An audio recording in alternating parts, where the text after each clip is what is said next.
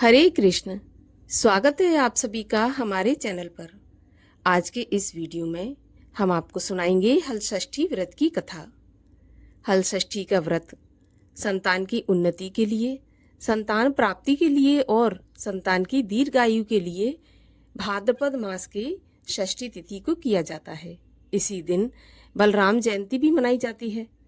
बलराम जो कि हलधर के नाम से भी जाने जाते हैं, उन्हीं की जयंती के रूप में हलषष्ठी का व्रत मनाया जाता है, किया जाता है।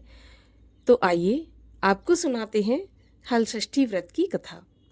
कथा आरंभ करने से पहले आपसे अनुरोध है कि अगर अभी तक आपने चैनल को सब्सक्राइब नहीं किया है, पहली बार चैनल पर आए हैं, तो चैनल को सब्सक्राइब अवश्य कर लीजिए, क्योंकि आपको हमारे चैनल पर इसी प्रकार से व्रत कथाएं सुनने को मिलेंगी।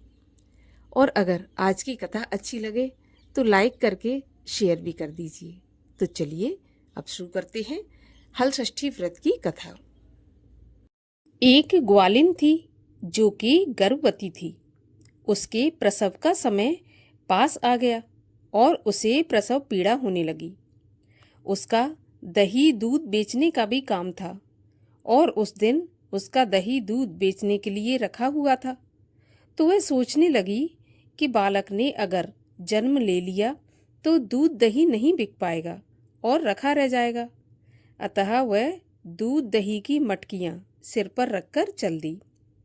चलते चलते जब एक खेत के पास पहुंची तो उसकी प्रसव पीड़ा बहुत बढ़ गई और उसने वहां एक लड़के को जन्म दिया तथा लड़के को कपड़े में लपेटकर वहीं पर रख दिया और मटकियां उठाकर आगे बढ़ गई। उस दिन हरछठ थी। यद्यपि उसका दूध दही गाय और भैंस का मिला जुला था, पर उसने बेचते समय यही बताया कि केवल गाय का है, तो दूध दही जल्दी से बिक गया।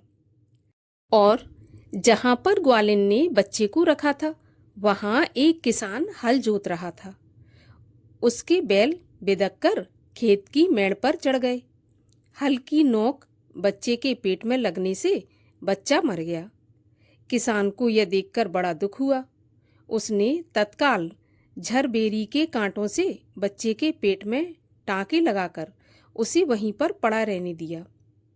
अब ग्वालन ने लौटकर बच्चे को मरा पाया तो वह सोचने लगी कि यह मेरे पाप का फल है। आज हरछठ के दिन मैंने व्रत करने वाली अनेक स्त्रियों को गाय का दूध दही बेचकर उनका धर्म भ्रष्ट किया है। उसी का मुझे यह दंड मिला है। अब मुझे लौटकर अपने पाप का प्रायश्चित कर देना चाहिए। और वह लौटकर वहां पर गई जहां पर उसने दूध दही बेचा था। उसने गली मोहल्ले में घूम घूम कर अपने दूध दही का सारा रहस्य जोर जोर से आवाज लगाकर प्रकट कर दिया। ऐसा सुनकर स्त्रियों ने अपनी धर्म रक्षा के विचार से उसे आशीर्वाद दिया। जब वह वापस उसी खेत में पहुंची तो उसने देखा कि लड़का पलाश की छाया में पड़ा खेल रहा था। उसी दिन से ग्वालिन ने पाप छिपाने के लिए कभी झूठ न बोलने का प्रण किया। इस प्रकार छठ मैया की कृपा से उस ग्वालिन को दीर्घायु संतान की प्राप्ति हुई। बोलिए छठ माता की जय।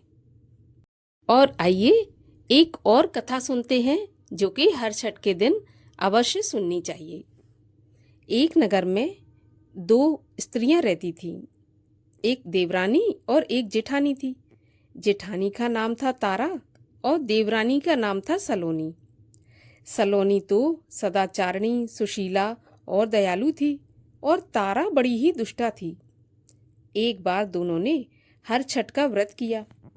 सायंकाल के समय दोनों स्त्रियां थालियां परोसकर ठंडी होने के लिए रखकर बाहर बैठ गईं।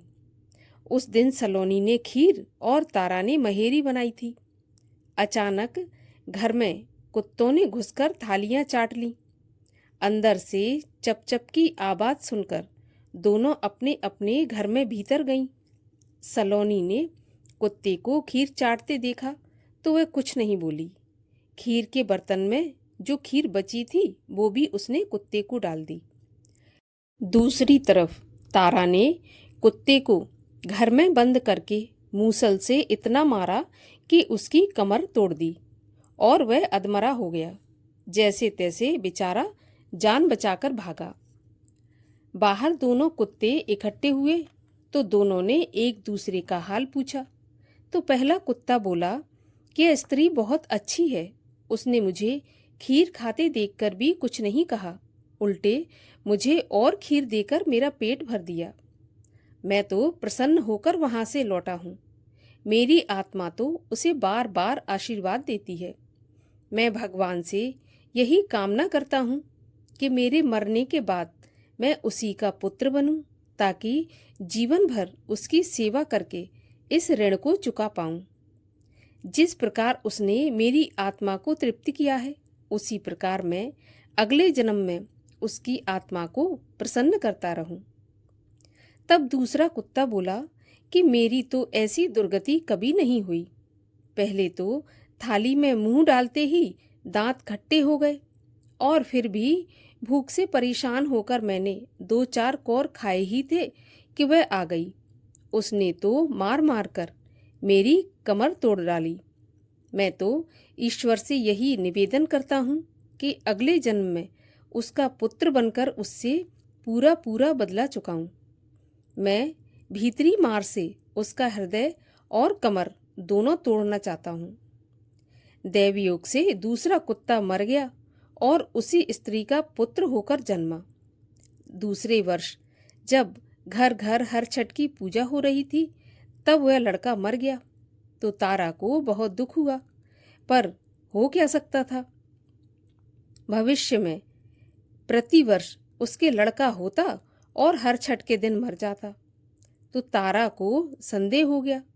एक रात सपने में उसी कुत्ते ने आकर कहा कि मैं ही हूँ जो बार बार तेरा पुत्र होकर मृत्यु को प्राप्त हो जाता हूँ। तूने मेरे साथ जो व्यवहार किया था, मैं उसी का बदला चुका रहा हूँ।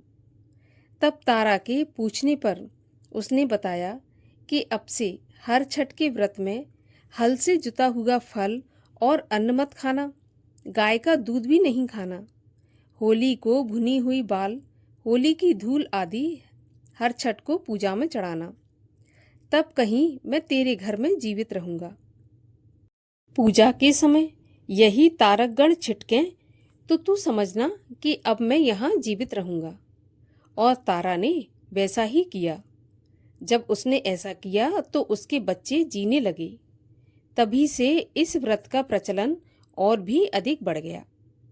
इस प्रकार हरछठ मैया की कृपा से तारा को भी एक दीर्घायु संतान की प्राप्ति हुई। बोलिए हरछठ माता की जय।